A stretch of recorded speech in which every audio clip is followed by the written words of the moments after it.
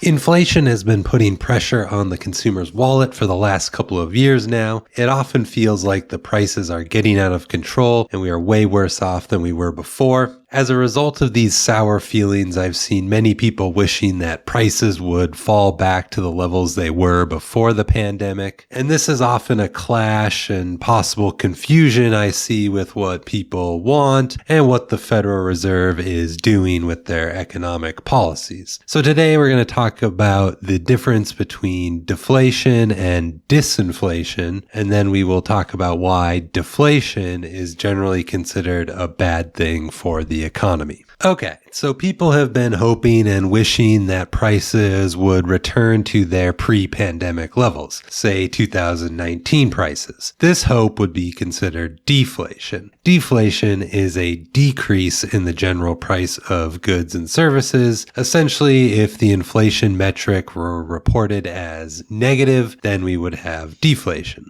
Disinflation is what happens when the inflation rate falls but remains positive. In disinflation, prices continue to increase but at a slower rate. Since the Federal Reserve has been implementing their interest rate hikes, we have seen disinflation. I'm not going to cover the specifics about the Federal Reserve's interest rate hikes. I've done that in multiple videos covering that in the past, and it's not the point of this video. The important thing to note is that the Federal Reserve's plan to fight inflation is all about disinflation. They want to return inflation rates back to its 2% target. Note that means that prices will still be increasing. And if they are increasing, that means they're not going back to their pre-pandemic levels. So unfortunately for those wishing things would get cheaper, that's not in the cards of the Federal Reserve's plan. However, that does not mean we won't see certain goods or services decline in price. Remember, inflation is an aggregate measurement. Of course, the price of different goods will fluctuate up and down over time. Gasoline is a good example of this.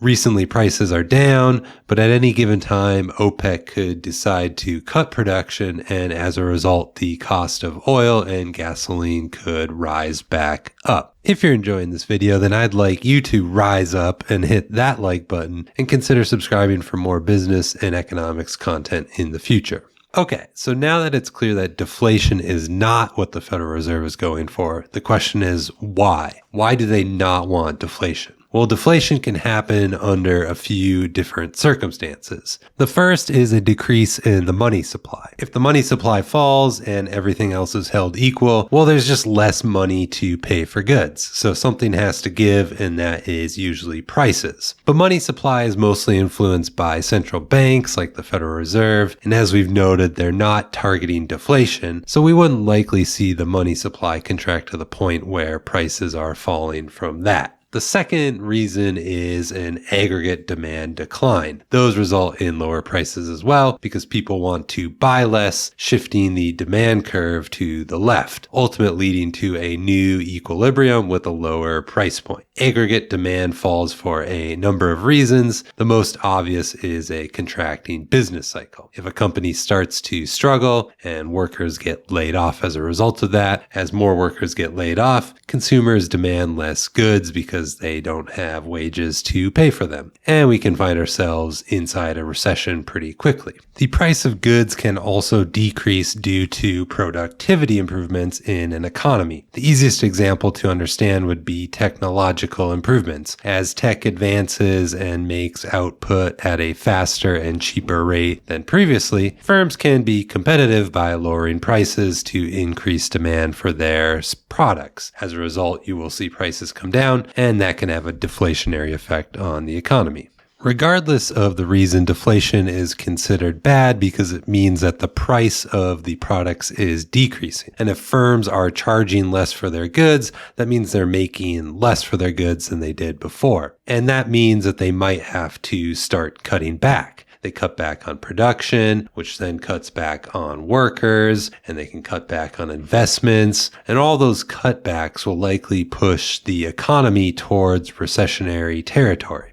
Deflation also has an impact on spending and borrowing. Borrowing is often an attractive tool because inflation helps ease the burden of borrowing. Let's say I borrow a bunch of money today and make payments in the future to pay it back. Well, because of inflation, those future payments cost me less because future dollars are worth less than today's dollars. That's why borrowers have to pay interest, partially to cover the cost of inflation and also to make it worthwhile to the lenders in the first place to give you the money.